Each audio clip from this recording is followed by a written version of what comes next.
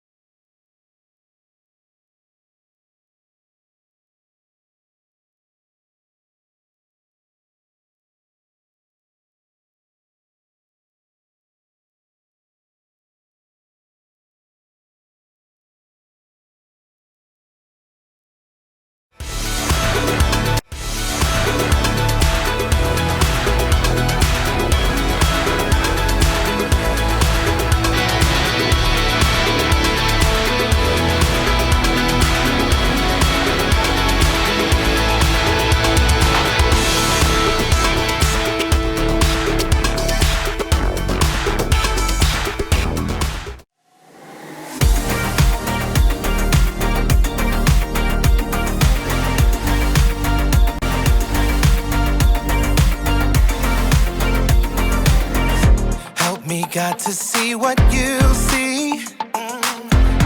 You are doing a great work in me. I've decided I can't stand still. No, you have given me purpose. All my heart is yours. All my life is yours. I will make a move for you, for you. All my heart is yours. All my life is yours. I will make a move for you. Make a move for you. Make a move, make a move. Make a move for you. I will make a move, make a move, make a move for you. I will.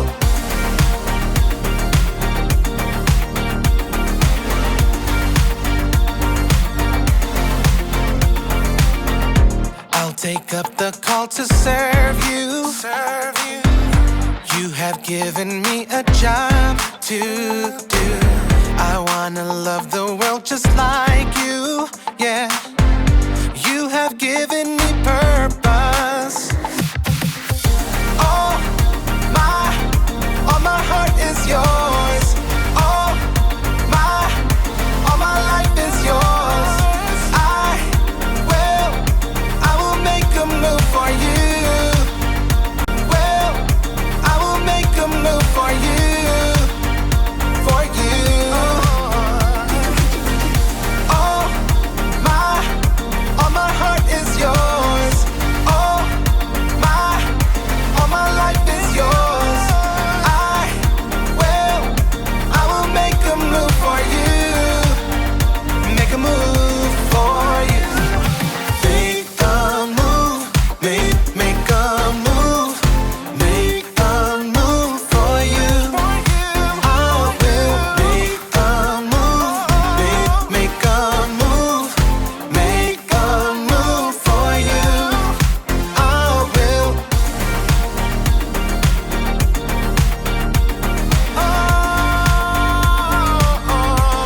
Make a move.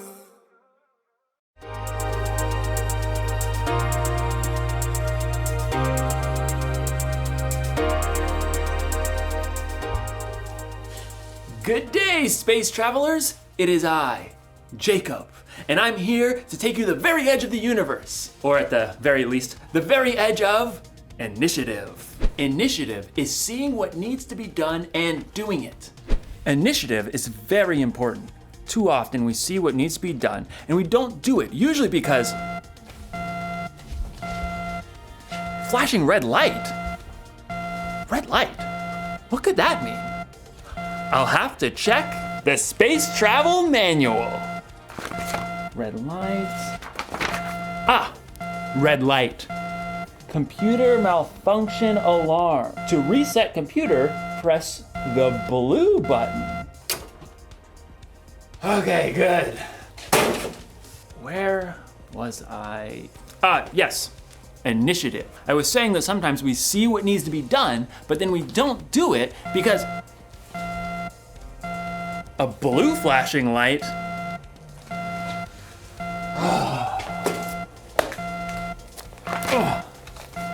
Blue light, blue light, blue light, blue light. Clogged toilet. To unclog, press the orange button. That'll do the trick. Man, it's really hard to focus around here. What I was saying was, a flashing orange light? Okay.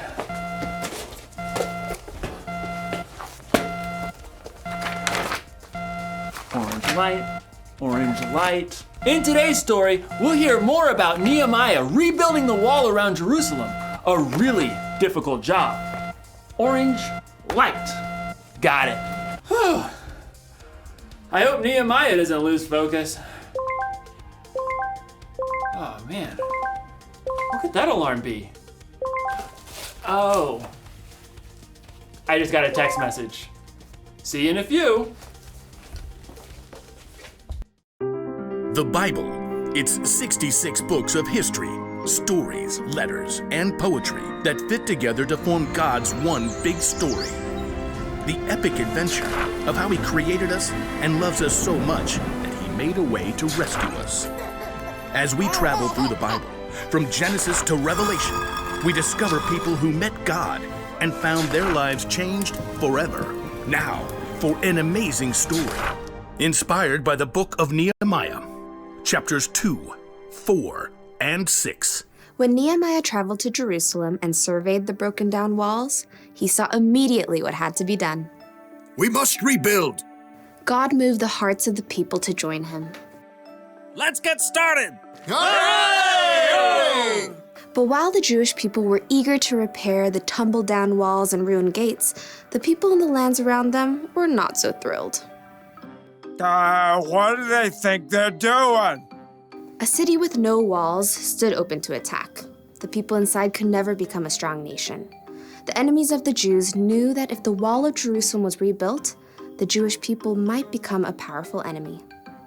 They must cease and desist. Sanballat, a Horonite, and Tobiah, an official from Ammon, marched right up to the place where the people gathered to begin work. Pathetic. What a ragtag group. Why bother to even start? You shall never finish. Plus, the king is gonna think you're trying to take over. Nehemiah kept his cool. The God of heaven will give us success. We serve Him. So we'll start rebuilding the walls. Good luck with that. Nehemiah and the Israelites didn't need luck. They needed God's help. It was true that a few of the Jewish people were builders. Let's see. We've got priests, nobles, goldsmiths, perfume makers, farmers, grape growers, shepherds, any stonemasons. Well, let's get organized. Where he could, Nehemiah assigned each family group to work on a section of the wall closest to their home. Eliashib, you and the other priests will rebuild the sheep gate. Then, work on the wall up to the Tower of the 100. On it. Hassanah's family, I want you to work on the fish gate, lay its beams, and repair the doors with metal bolts and bars. We've got this. Nehemiah continued to give each family or group a part of the wall to rebuild. Old and young, men and women, they put everything they had to gather the fallen stones and hewing beams. In a short time, the wall began to rise again. Inconceivable. Sanballat and Tobiah were shocked to see the Jews actually making progress. They would mock the work to anyone who would listen. Do those Jews think they can make the wall new in a single day? Preposterous! The stones are all scattered and piled up like garbage. Suppose an itty-bitty fox tried to climb up on that excuse for a wall. Ah! The whole thing would fall down. Once again, Nehemiah ignored the heckling. Instead, he prayed as he worked. God, please listen to our prayer. Some people hate us. They're saying bad things about us. Don't hide your eyes from their guilt. With a burst of energy, the people worked even harder until the wall was half as high as it needed to be. Preposterous! Time for some action. Tobiah and Sanballat began to plot with the surrounding nations to attack Jerusalem before the wall could be finished. We must set guards, day and night.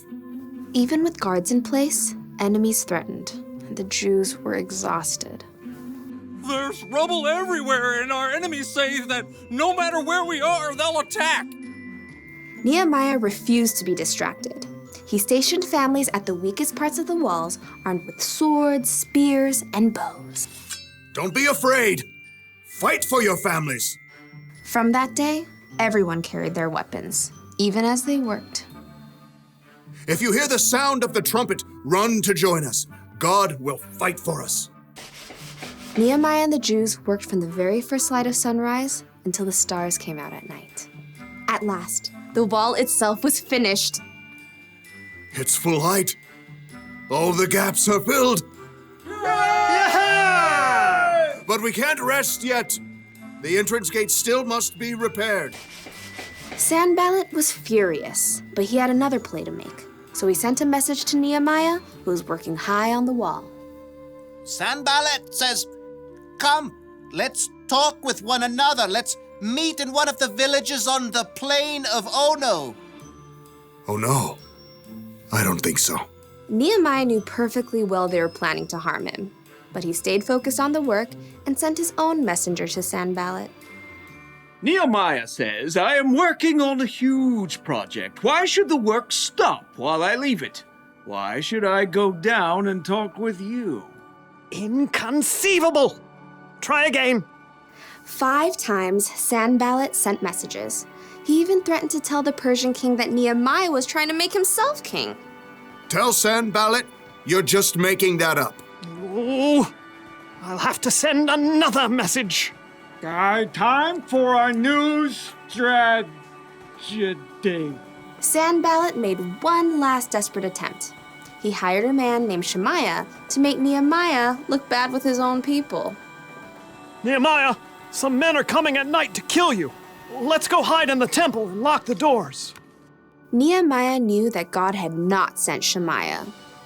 Should a man like me run away? No, I won't go. Once again, Nehemiah saw through the tricks of his enemies. Instead of hiding away and looking foolish, he trusted God and doubled down on the work. On the 52nd day of work, the wall and gates were finished. No! The wall had been finished in record time by a group of ordinary, everyday people. It was clear to everyone that God had helped Nehemiah and the Jews stay focused and finish strong.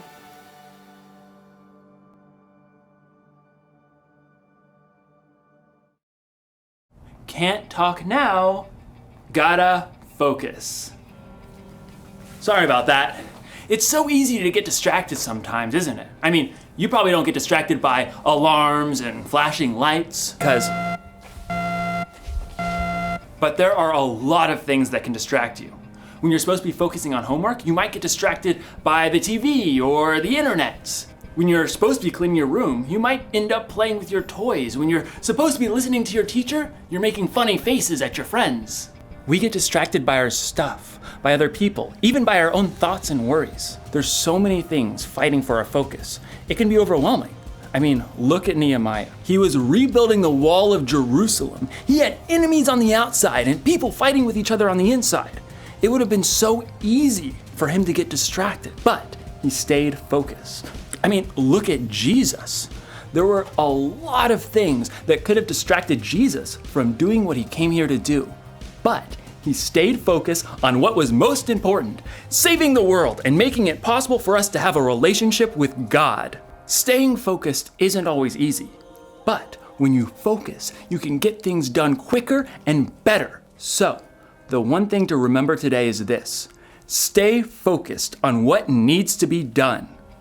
If you need help, take a minute or two to talk to God before you have something you need to focus on, and try to steer clear of the things that can distract you. I'm putting you on silent. And when in doubt, consult the Space Travel Manual, if you have one. What do all the lights mean?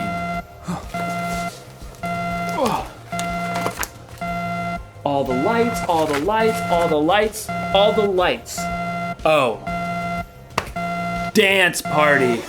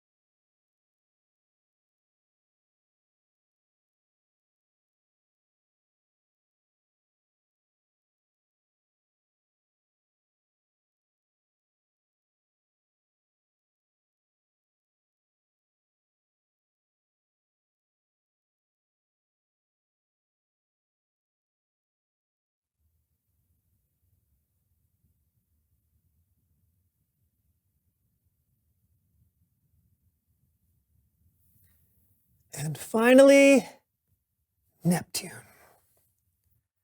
Perfect.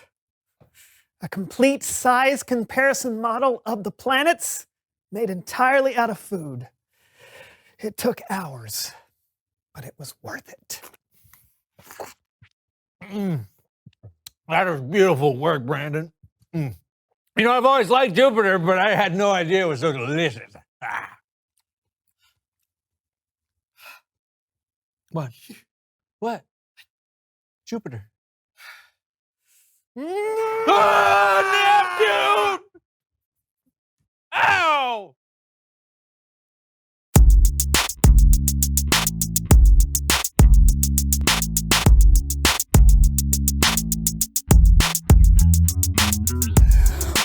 to the So-and-So Show. I'm Brandon. And I'm John. And we're here to Get it done. That's right. No more episodes of us meandering around, having no clue what's coming next. Yeah, as much fun as it is to watch us smack ourselves in the face repeatedly until something funny happens, those days are over. Right. Yeah, we've got something new.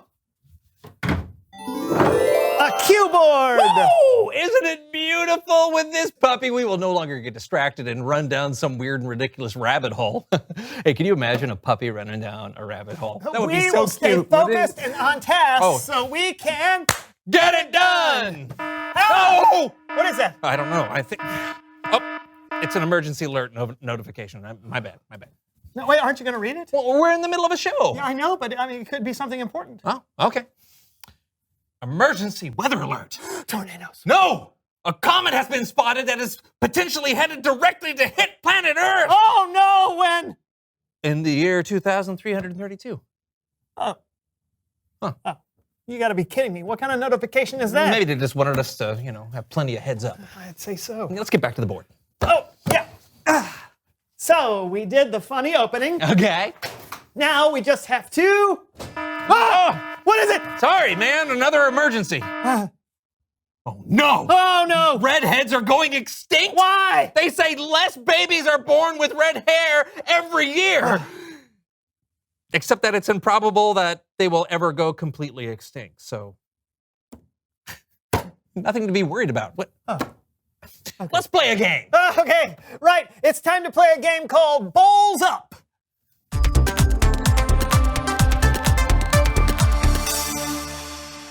So how do we play this game? I'm glad you asked. Your challenge is to answer as many trivia questions as you can while balancing a bowl of spaghetti on your head. Spaghetti. On our heads? If your opponent gets a question right, you have to ladle sauce on your spaghetti while it's still on your head. What? Ready?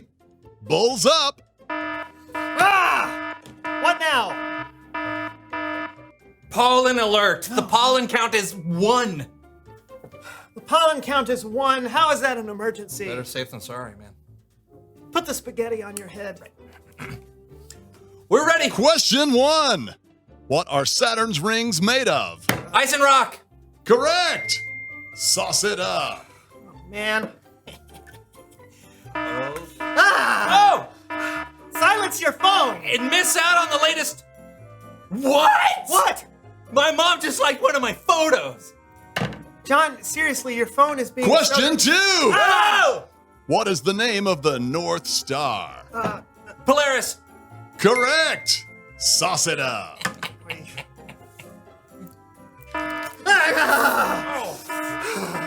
Are you doing this on purpose? I am not. Oh, gotta get my steps in. Here we go. 1, 2, 3, 4, 5, 6, 7, 5,000. All right. Done. Oh. Give me that. No. Give it to me. No. Give it to me. Question 3. No! What lies in between Mars and Jupiter? The main... The main asteroid belt. That is correct. John wins. Aren't you gonna sauce? Fine. Sorry about all the alarms from my phone, Brandon. It's fine. You know what? Oh, thank you. I shouldn't let stuff like that distract me. It's all so unimportant. Wait, what was that last alarm for? Oh! It's Bible story time with Kellen.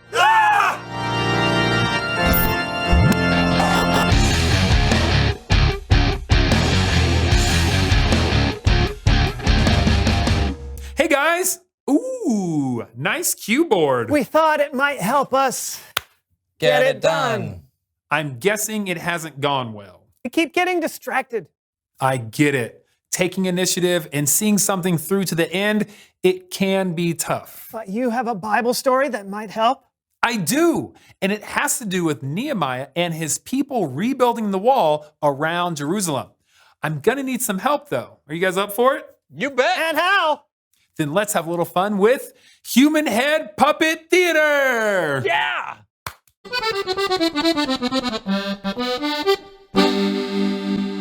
The walls of Jerusalem were burned and broken. So Nehemiah took the initiative to gather some people together to repair them. Thanks, everybody, for coming out. Yeah, you tell him, Nehemiah. You tell him what we're gonna do. Yeah, okay, thanks. We got lots of work to do. We are gonna repair this wall. God will be with us. That's right. You tell him, Nehemiah. I am telling him. Okay, you keep doing it. Okay, yeah.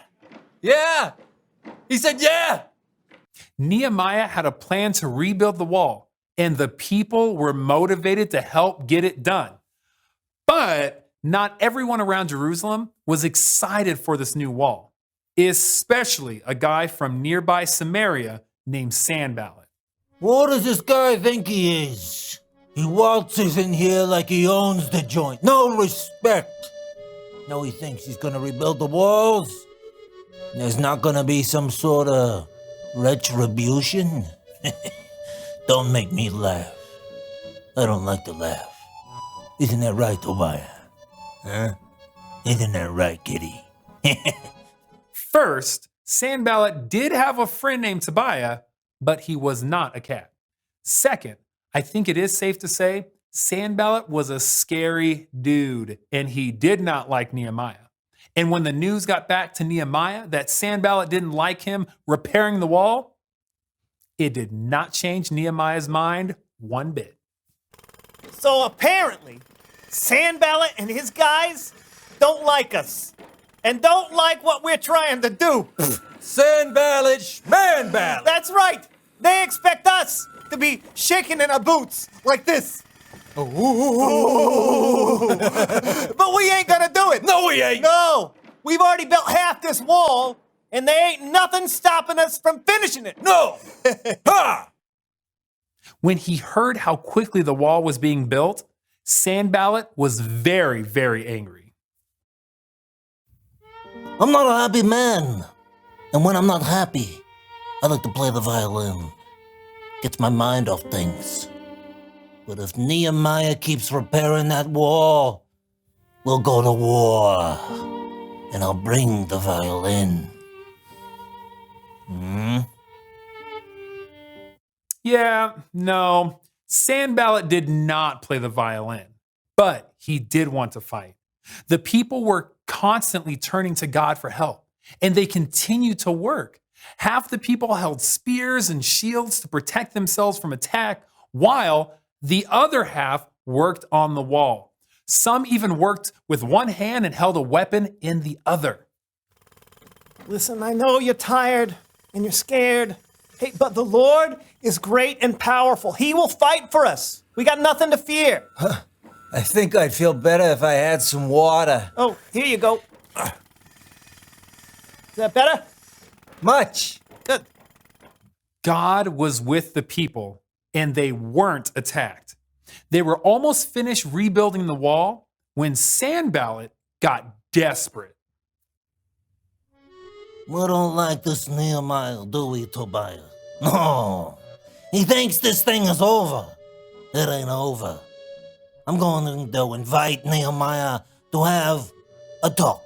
It's hard to do air quotes with this tiny hand. When I say talk, I mean I'm going to invite Nehemiah to... I'm going to make him an offer that he might find reasonable. Kind of like you, all right? Tobiah and sardines. Tobiah, you never say no to sardines, do you? You like those sardines. So Sanballat sent Nehemiah a message to arrange a meeting where they could talk. But Nehemiah, he saw straight through it. I ain't going. You tell Sanballat that I'm working on a huge project, so I can't get away. This is important work. We're gonna finish this wall. Yeah, who's shaking now, Sanballat? Yeah, he's shaking now. No matter what Sanballat threw at Nehemiah, Nehemiah didn't falter. He saw what needed to be done, and he did it. He didn't get distracted because he understood how important the job was. The end. What do you think, fellas? I don't know if I could have kept building the wall with all those distractions around me. Me neither. Yeah, but sometimes it helps to remind myself that what I'm doing is important. What we're doing is important, John. Right, Kellen? Definitely. Sometimes it's a little silly, but we get the job done. Now, if you'll excuse me.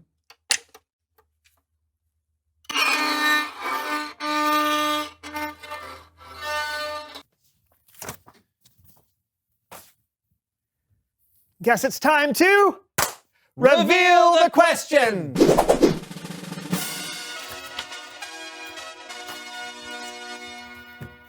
What distracts you from doing what needs to be done?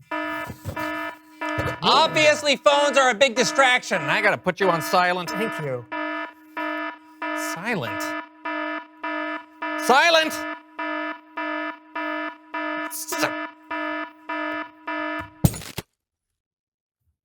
And I've got to quit letting things that don't matter get in the way of doing what's important. What about you? What distracts you from doing what needs to be done? Hey! Hey, we did it! We did it! We got through the show! All right! Yeah! Woo! Yeah, now we just need to prep for next week. Well then, let's get it done! See you next week on the So-and-So Show! Okay, how do you want to start next I don't know. What do we got? What do we got? We can do the funny opening. Okay, do the funny opening. All right, that's usually a good way to start. Yeah, usually funny's good. All right. Funny is good. Let's see. Do someone who knows stuff about horses. Oh, that would be super. Yeah, that goes great with. Or we could have, Mr. Ed. Oh yeah, talking horse would be perfect. We could get it straight from the, Mr. Ed's mouth. Yeah. I mean, it's different. Yeah. They'll never see it coming. No, they won't. It will leave them wanting more. That's right. The age-old theater trope. Leave them wanting more. Correct. Is it a trope or is it a saying? It's an adage. What we're doing with the horses.